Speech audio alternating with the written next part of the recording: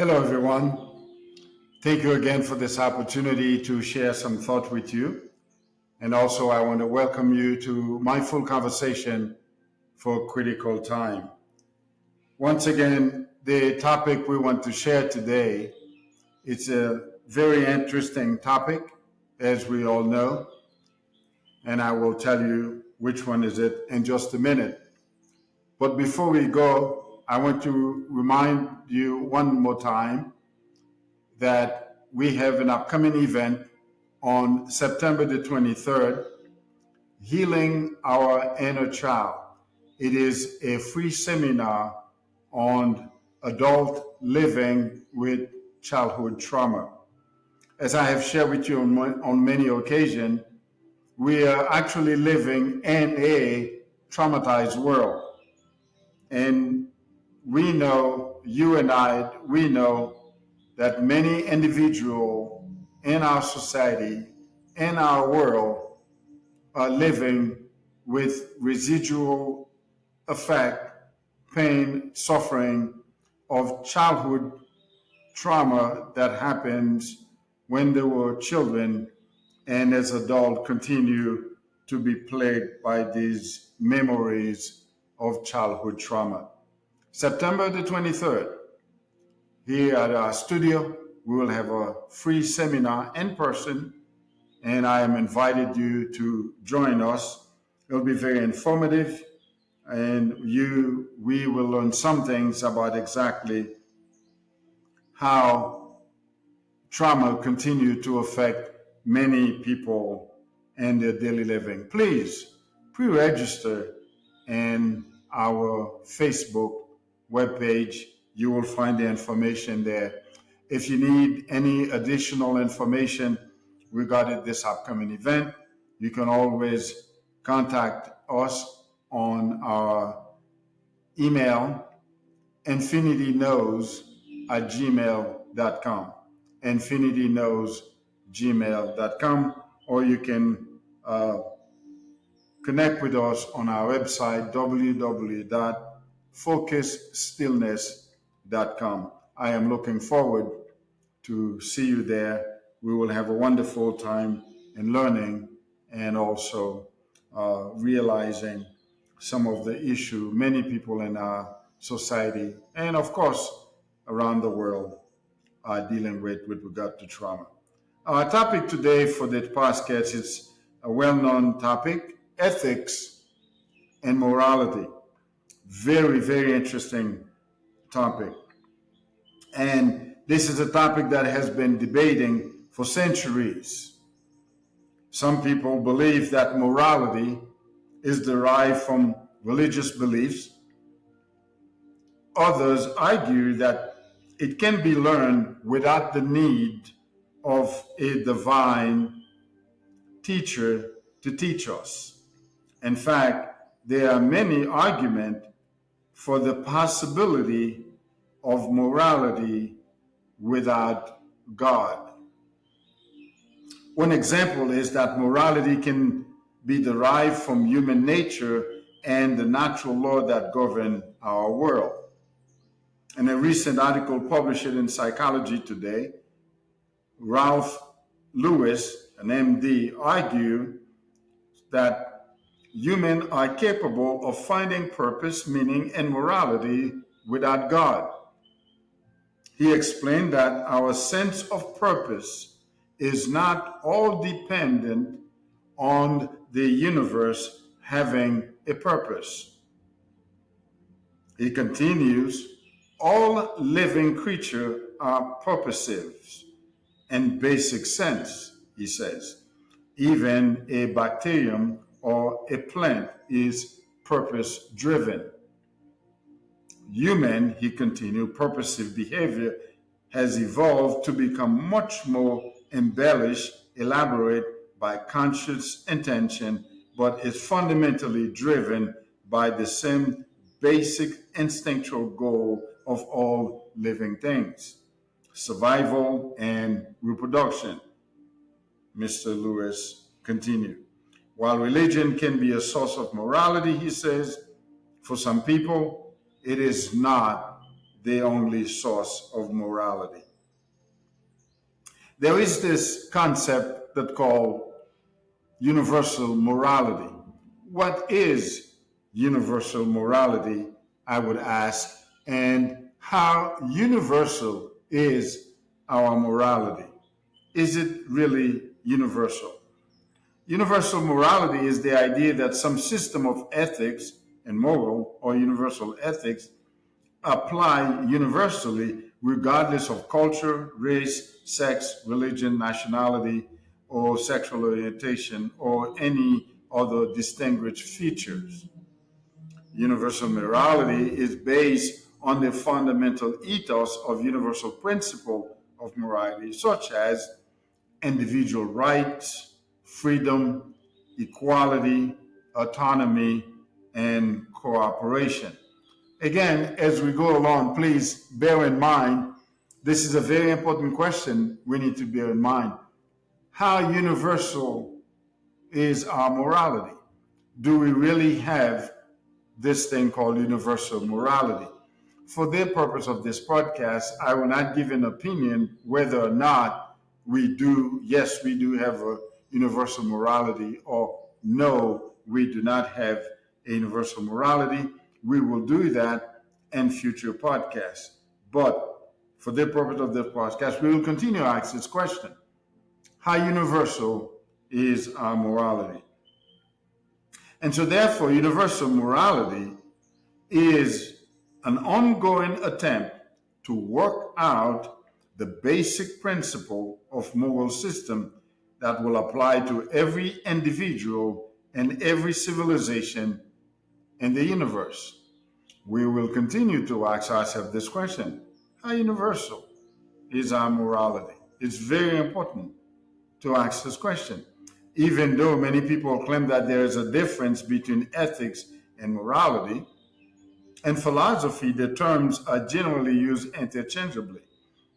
And so, since the people that study ethics usually don't study philosophy and don't make a distinction, there's not a clear, agreed upon as far as the distinction is concerned. But nevertheless, ethics, however, when a distinction is made, ethics is generally considered standardized good or bad conduct. Right, wrong are imposed by some outside group of society or profession. Morality, on the other hand, is one's own personal sense of right and wrong. It is not imposed upon by some external factors. It's what you think is what I think that is good, bad, right, or wrong personally. I don't know, did you pick a very, very dangerous sound in that? That morality is whatever I decide, is whatever you decide. I sense a sense of danger in that. If morality is totally left up to the individual to decide the set of rules of what moral and what it's moral, therefore, I couldn't hold someone accountable that do anything that I consider to be immoral. We're going to have a conflict. And so you can see, and that's what I wanted to continue to ask this question throughout this podcast, how universal is our morality? We need to ask this question. Ethics versus morality is that we can find ourselves, for example, someone may be living in a society that agree on certain code of conduct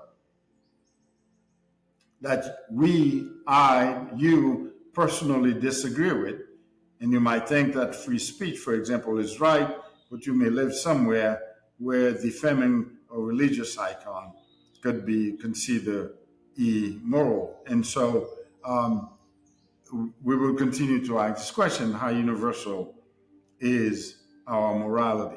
And the reason why I'm asking this question is because to make a statement that there's something that called universal morality imply there is a universal morality. And as I just said, for this podcast, I will not make a statement or give an opinion as to yes, there is, yes, no, there isn't. But I want to look at some of the research that I have made over the years and share some of those thoughts as I am sharing with you. The many aspects of our morality are culturally driven. The many things we come to believe that are morally wrong, morally right, are culturally driven, meaning the culture in which we will grow up will set certain standard.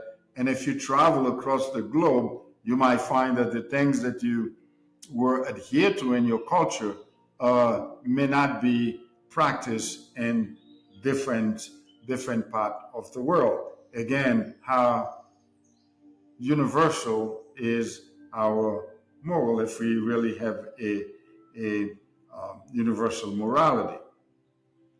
Here's a concept: the utilitarianism founded by Jeremy Bentham was subsequently modified by his successor John Stuart Mill, who popularized the term utilitarianism, argue that most important factor to consider when judging the morality of an action is the consequences of that action.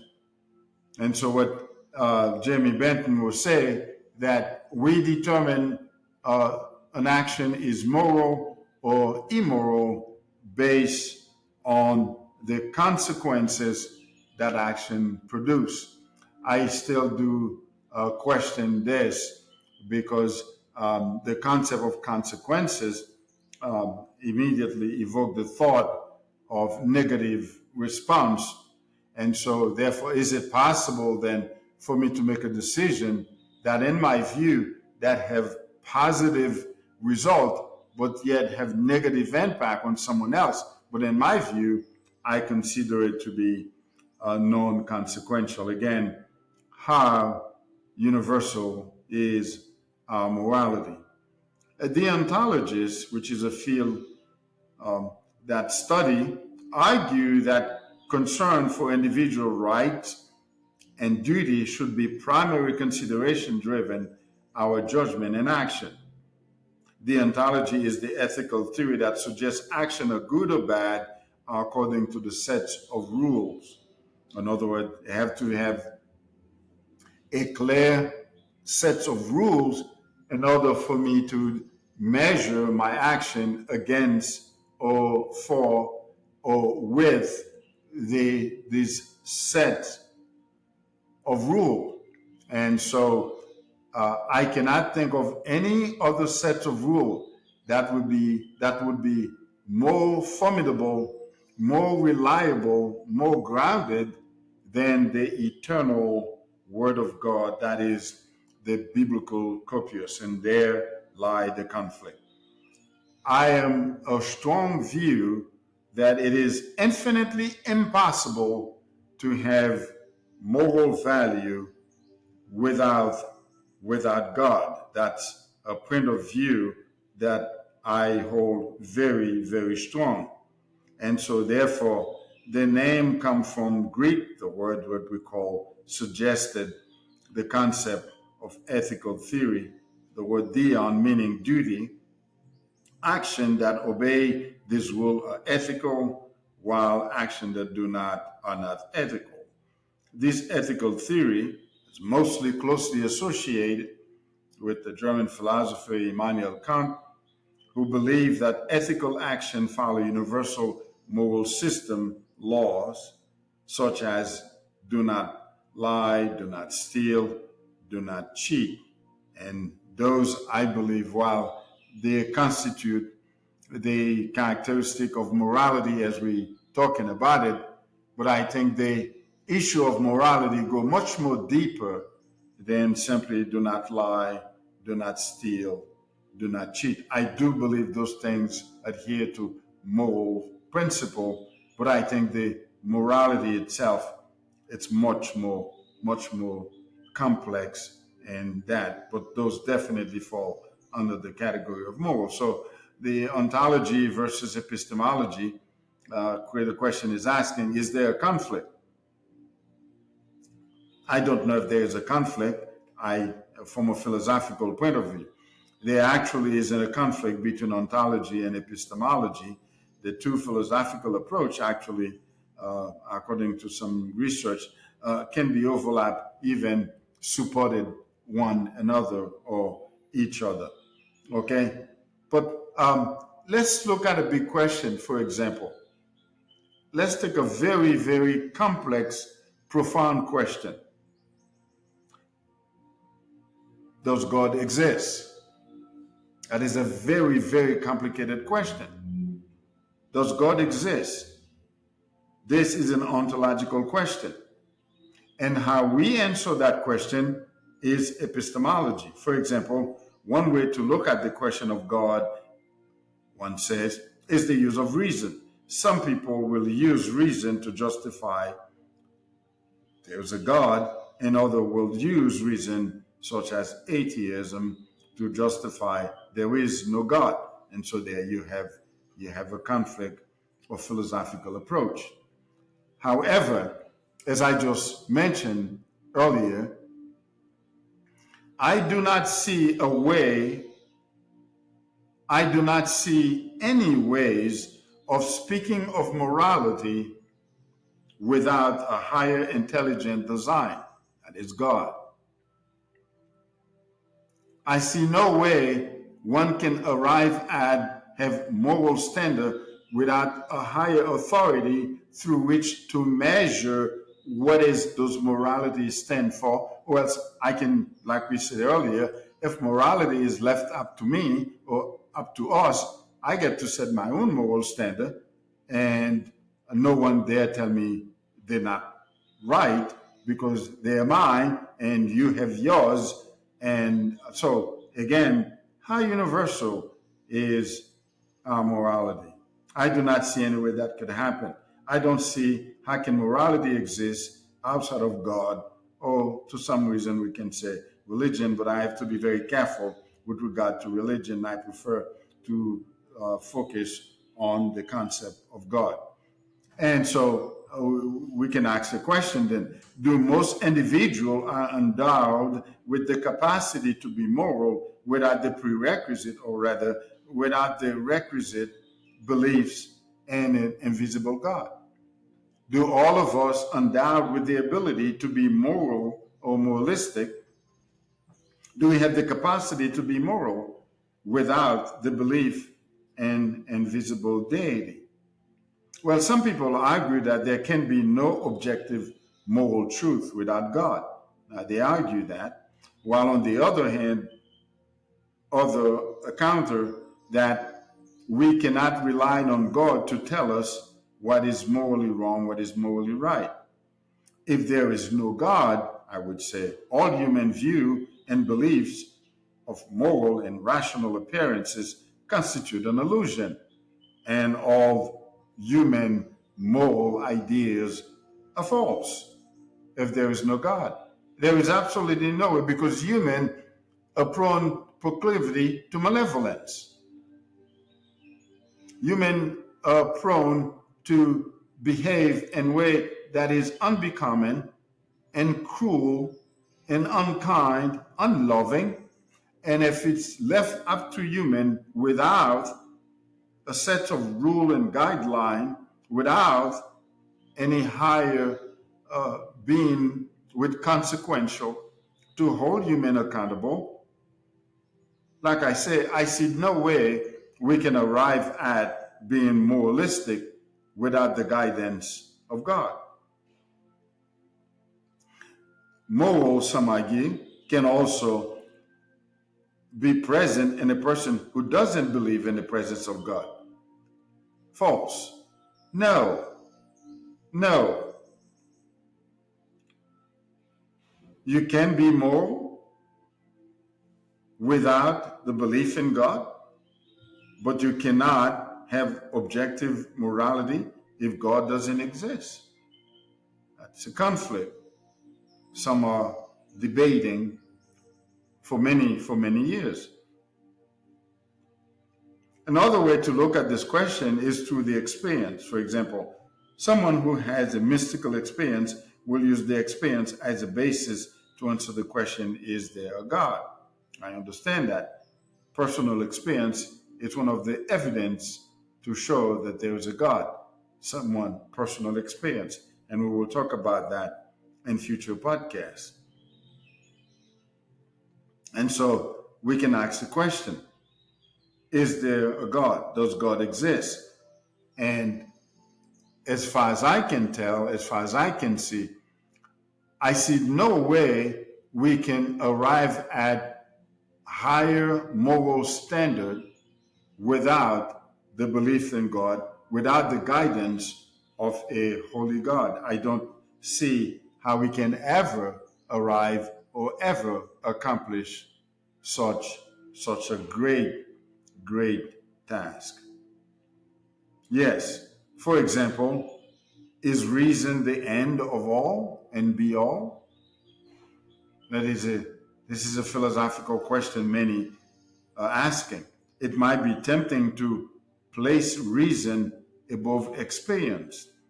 However, many great thinkers have questioned the preeminence or the prominence of reason in our modern day age. Reason is itself a matter of faith.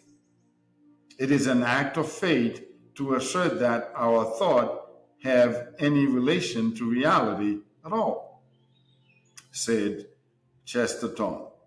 The question as to whether reason is a good basis for knowledge is epistemological one, and the question whether our thoughts are real in the first place will be ontological question. See, and these are the philosophical conflict, and that's what we were talking about earlier. And that's exactly why it's very important for us to make sure we understand what we're saying when we're talking about those very important issues regarding morality. Okay? Let's say, for example, the human body consists of two entities, namely the soul, which is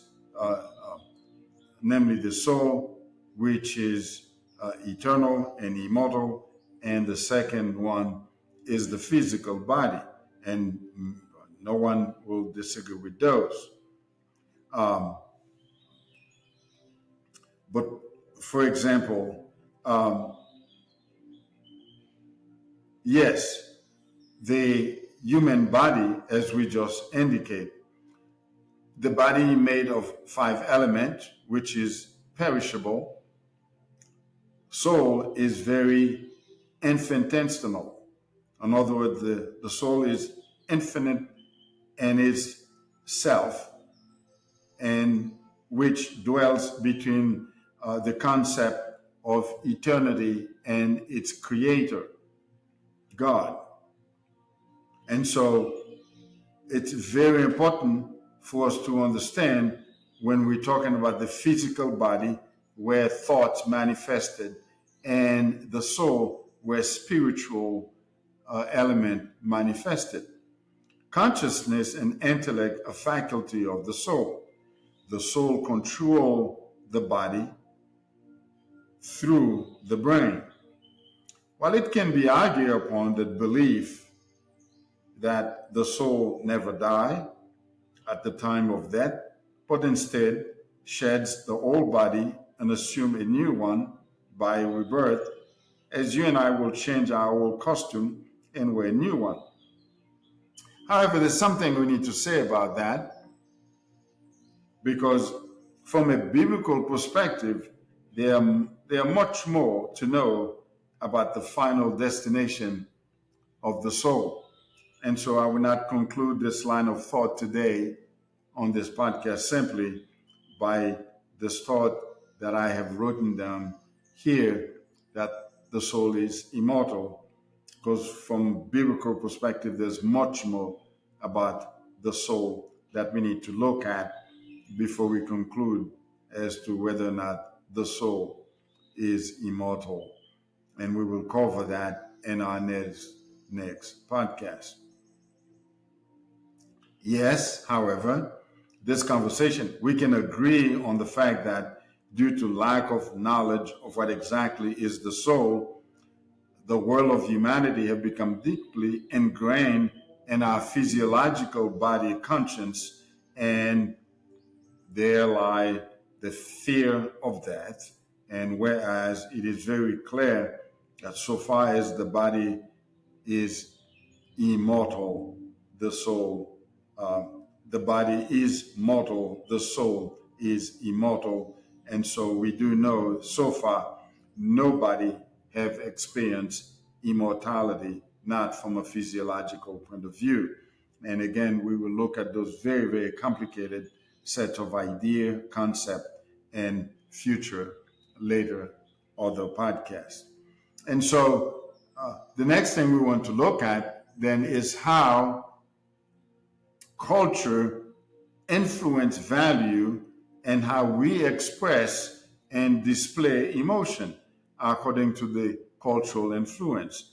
Culture affects the way people understand and express emotion, and particularly the dimension of expressive control, i.e., how emotions are expressed non-verbally, also deeply affected by a person cultural environment.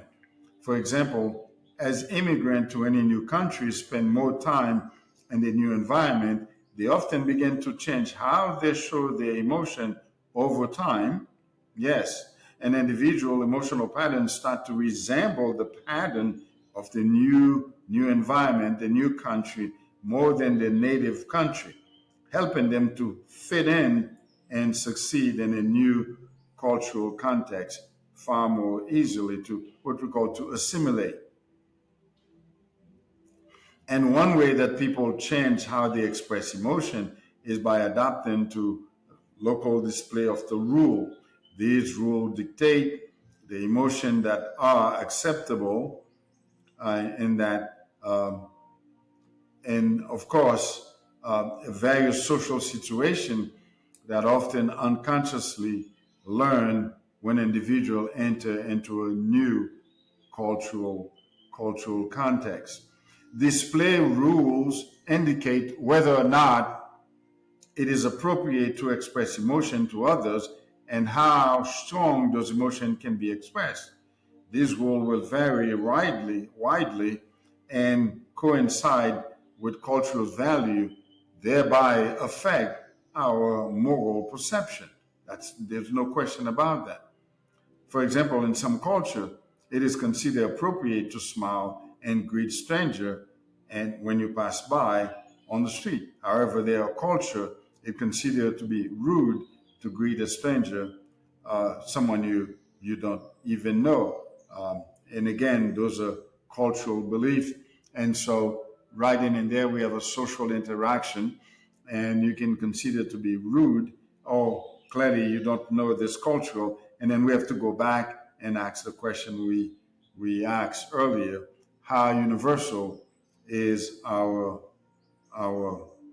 morality? Most psychological study of display rule have focused on the difference between the North and the East. Okay, for example, the concept of the same concept of East and West, for example, is the same.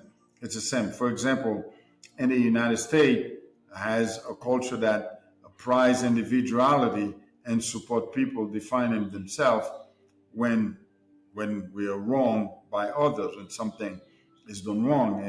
And in the West, in the United States, and so in other country, we are prized that I am to seek reprisal if someone would have done something wrong to me, due to the strong cultural influence and what is morally acceptable and what is not. Emotion like pride and anger are more acceptable to express publicly in certain situations.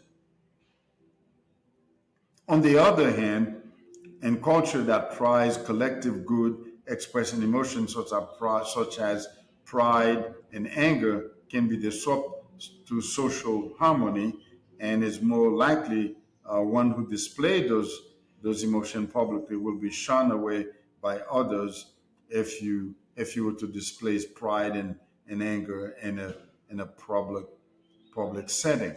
And so, therefore, to preserve the harmony and cooperation collective, its culture typically have more display rule about suppressing and masking one emotion than individual its counterpart.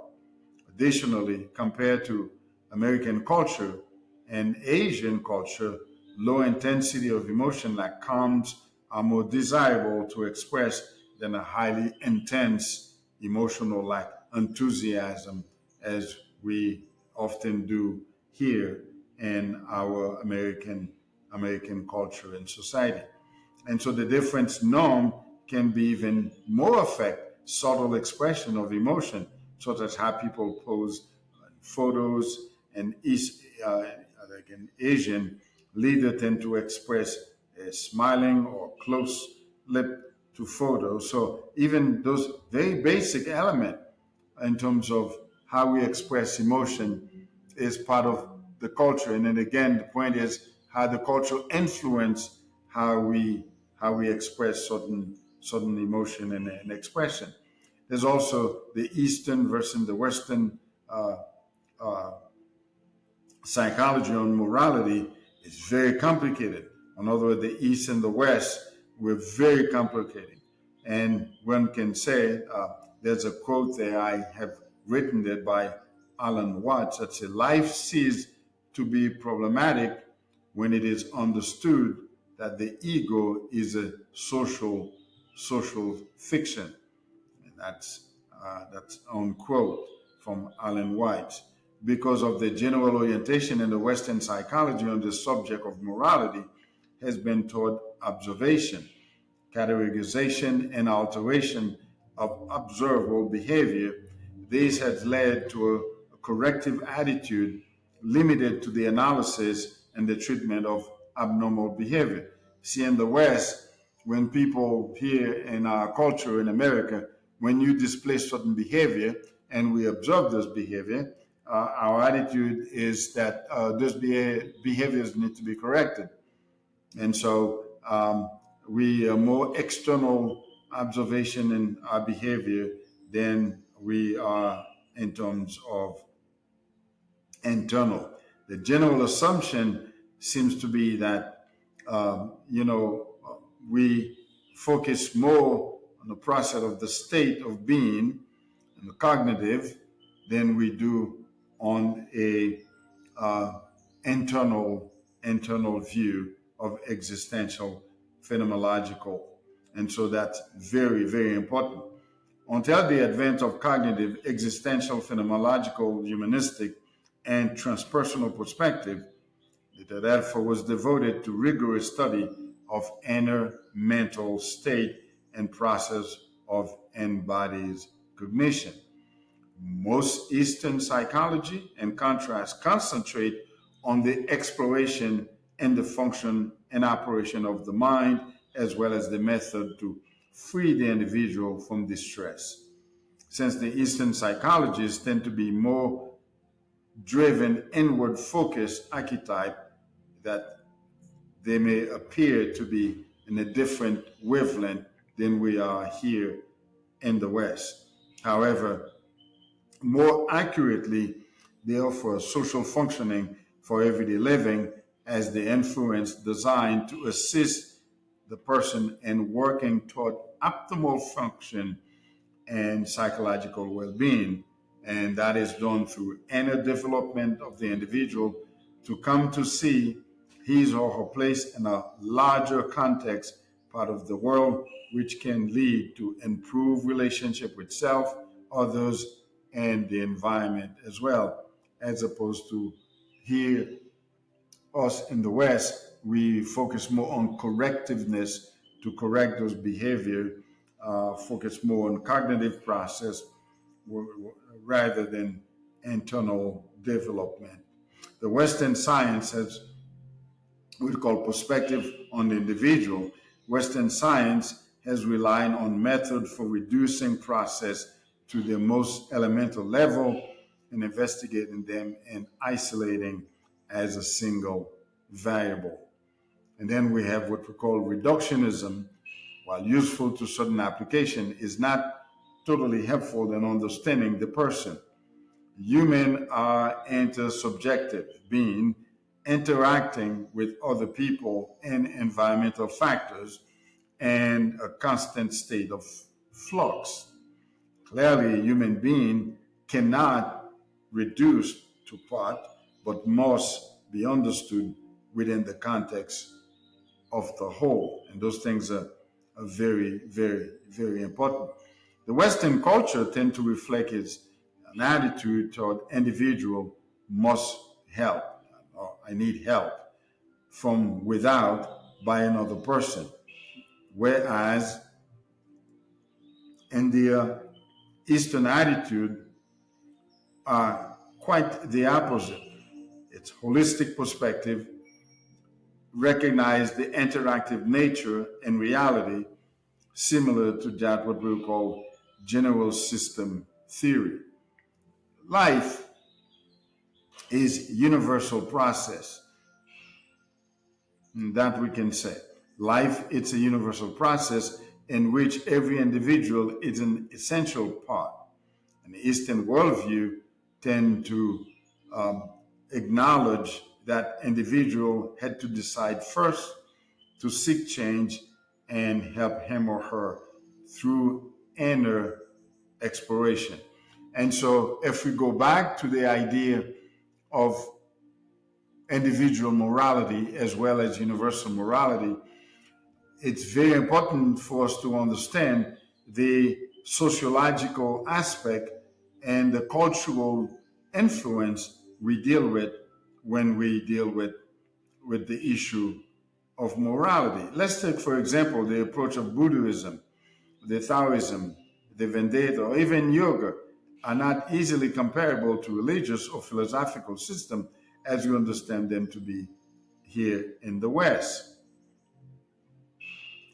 For the Western psychology, moral value, according to the gentleman I had the quote from his book, Alan White, has for the most part been interested in changing the consciousness of disturbed individual.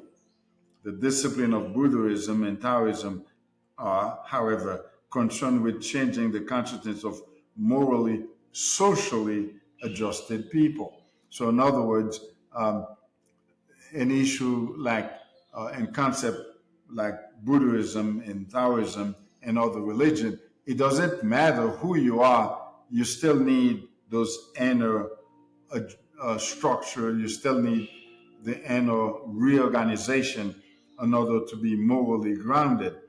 Whereas we tend to have this belief in our culture, if you're not doing anything, if you're not displaying anything, you're all right.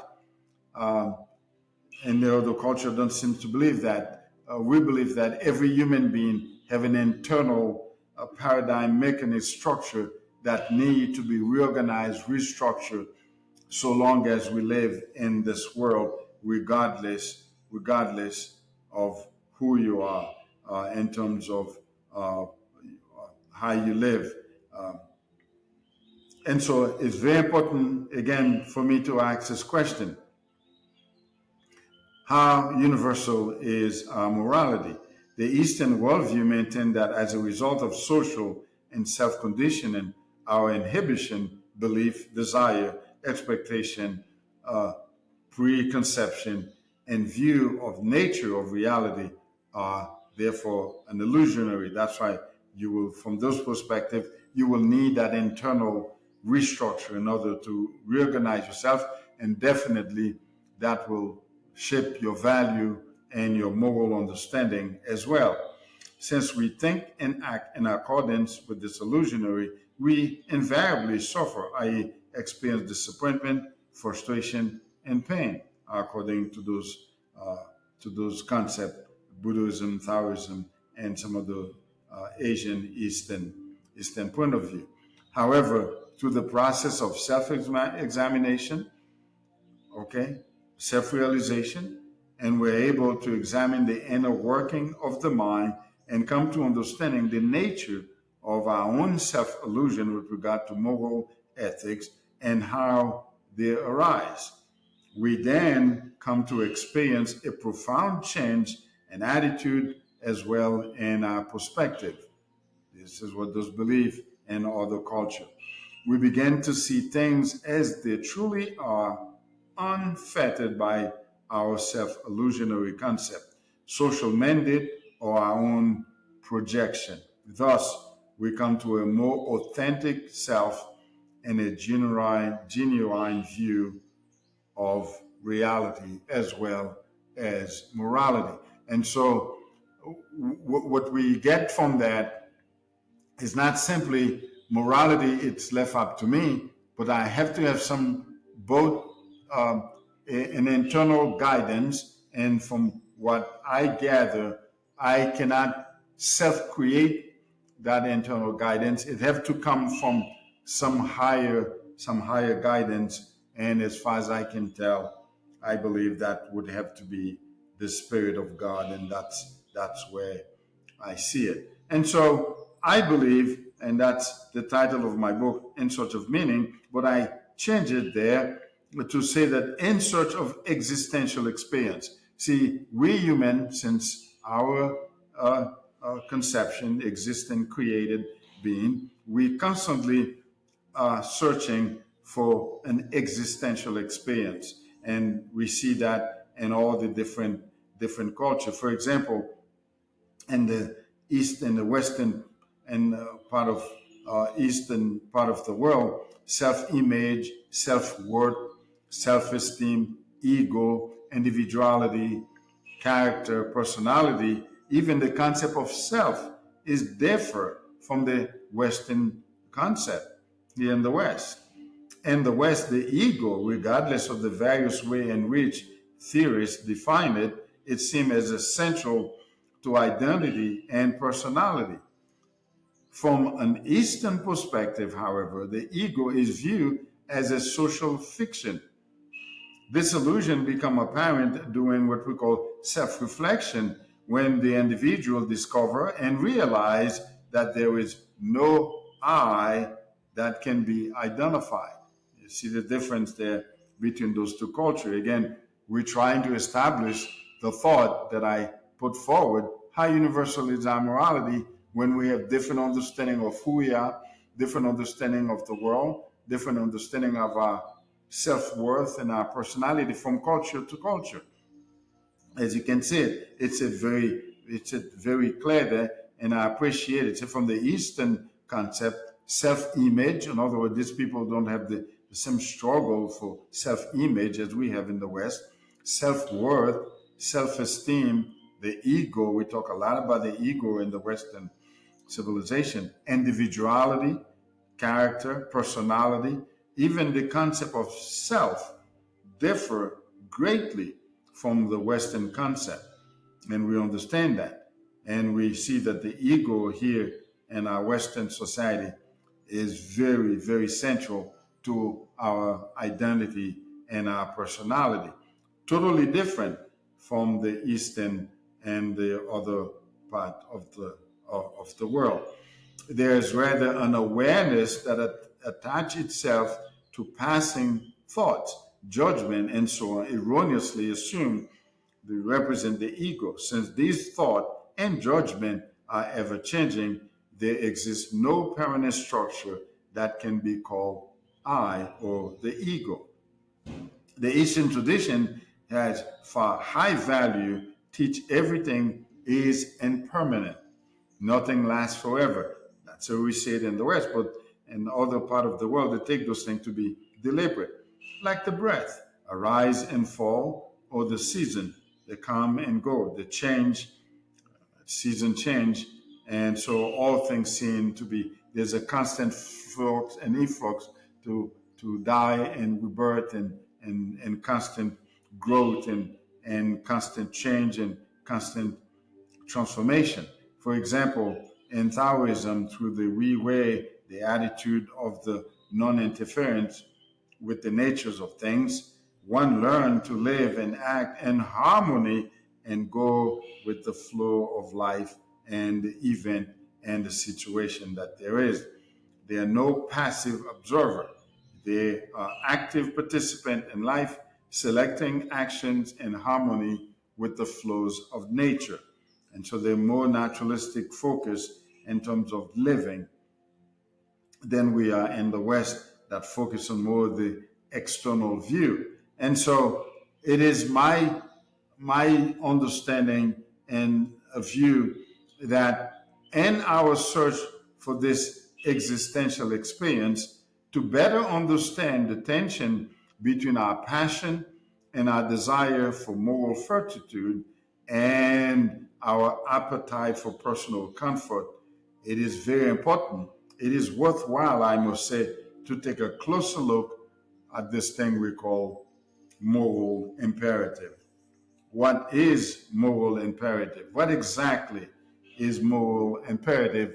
And ask ourselves a question: why it is so hard to be a moralist? Why is it so hard to live morally in a godless world, a world that seems to be void of moral fortitude? Because, for example, some of our most important moral beliefs, for example, we have no evidence at all except that people we love and trust hold these moral beliefs. And if we consider how little we know, the confidence we have in our own moral beliefs, some of them will consider very incongruous. But that's what we said. For example, as a quote there, Nobel laureate Daniel Kahneman, in 2002, morality, he said, is a slippery concept. Philosophy has long struggled to define it. And in this post-truth, strong ideologue, polarized environment of ours, it is incumbent upon all of us to have a better understanding of what are moral beliefs and what is moral beliefs and what is moral imperative. For example, one of the tasks of psychologists and is frequently involved in identifying distort beliefs, moral belief in patient, understanding how these moral beliefs are formed and help the patient to learn to be more skeptic of their own moral beliefs. And so, for example, if we consider a helpful evolutionary framework for making a more coherent sense of what moral fortitude is and why mistaking morality with subjective view are more often so hard to change, and how do we gain a more accurate knowledge of morality and how to ultimately advance society for a better. And so the question we need to ask ourselves, not only how universal is our morality, but how do we find our moral compass in this godless, moralistic, immoral world, rather? How do we find our compass in this godless world, and a world that seems to display very clearly it lacked moral fortitude? How do we find our compass? You need to become a voice that cried out in the wilderness to present compelling argument for how human value, purpose, and caring could not simply emerge in a spontaneous, unguided universe, as some atheists are claiming. It has to have a designer. There's no way we can practice moral fortitude and moral imperative without a higher guide, a higher purpose. There can be no moral purpose without the existence of God. It is infinitely impossible for anyone to claim to be a moralistic without the guidance of God. And so we ask the question once again, how moralistic, how moral is our view? The cosmic, historical narrative, and personal experience have given clear evidence based and realistic perspective of the existence of God. And so therefore, finding our moral purpose in this godless world will help us to see the scientific worldview of morally guided intelligent design universe as an awe-inspiring and foundational to building a more moralistic society. There is absolutely no way we can arrive at a moralistic view, to have moral fortitude, to have moral foundation without the guidance, or should I say it this way, without the existence of God. And in that case, atheistic view are false. They are very nihilistic. They have no compass. There is no consequences. There's no responsibility, because if there's no God to which to guide, to which I can exemplify, to which I can follow, to which I can use as a guiding principle, I can do whatever I want. There will be no higher authority. And it's interesting to see those same individual believing wrong and right, and yet they deny the existence of God. And so we will go back to ask this question: how moralistic or how universal is our moral? Is there such things, universal morality? When we look at the world, do we see a world that is practicing moral fortitude? And I know, as well as I do, it happens to me very often. Something will happen around the world, and I feel ashamed that I am part of a human race that will conduct and behave in such a way. Yet those people will argue very strongly that the behavior was justified. And so, how universal is our morality? And again, as we said earlier, philosophers, old age, and as we have engaged in this postmodern era, we're bound to find ourselves continue to address this topic. And let me say it, it's not because there is no path to understand the fundamental principle of morality. It's because some choose to disregard it, which is there is no way of adhere to moral foundation without the existence of God, because the evidence is very clear that God set the fundamental principle both in the physical universe as well in our internal life, that we have the sense of morally wrong and morally right because of the Spirit of God that's guiding us. How universal is our morality is our topic for mindful conversation for critical time. We have, again, one more time, let me remind you of the upcoming event on September the 23rd, Healing Our Inner Child, Adult Living with Childhood Trauma. And also let me quickly remind you, we will have a guest, and I believe in a couple of weeks, we will be talking about some of the issues that are going on in the political arena.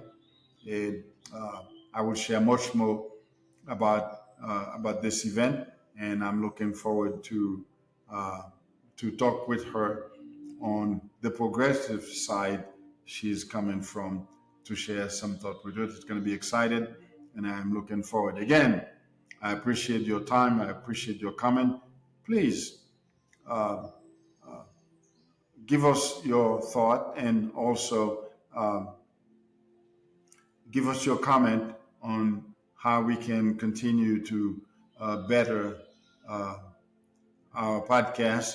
And my attention for this podcast is to share knowledge and thought, and to bring awareness into uh, some of the things that are going not only in the world, as I often say, but also what's going on in our own personal lives as we navigate ourselves through these critical time in this postmodern world of ours.